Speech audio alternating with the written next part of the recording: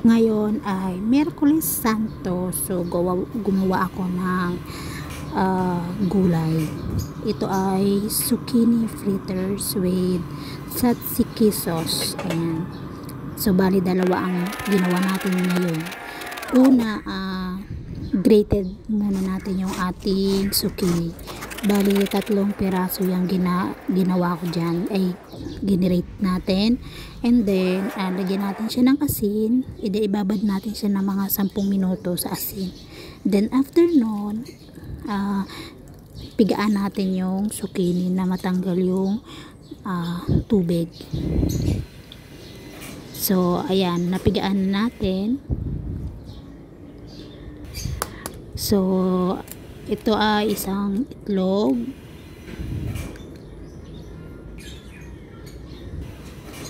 dried oregano, pepper,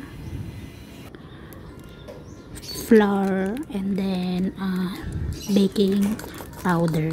Hindi tayo naglagay na dyan ng asin kasi yung ating zucchini ay meron na yung asin.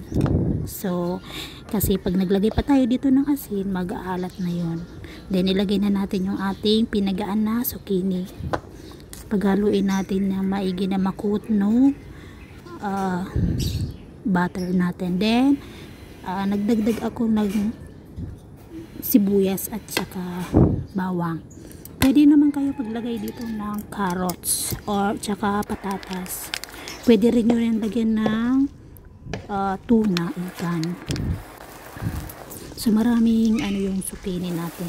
And then ayan, i-deep fry na natin yung ating zucchini. Pag nag-brown na siya, so okay na yan. Kasi hindi naman masyado niluluto ang zucchini kasi kapag nasobrahan, mapait na siya. So ayan, nakaluto na tayo ng zucchini fritters. So gawin naman natin yung tzatziki sauce. So sa tzatziki naman ay gagamitin natin ng cucumber, pipino. Kalahati lang ginamit ko kasi konti lang yung gagamitin kong sauce niya. So yogurt, pepper, parsley, olive oil, and then lemon, tsaka asin. So yan yung ingredients ng ating tzatziki sauce. Try nyo itong tzatziki sauce, masarap ito. Dressing, pwede itong dressing sa salad natin. So ayan yung ating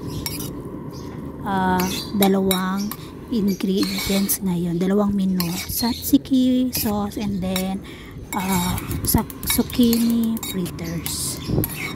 So yan lang yung aking menu for today. Thank you for watching po. Don't skip my ads. Salamat.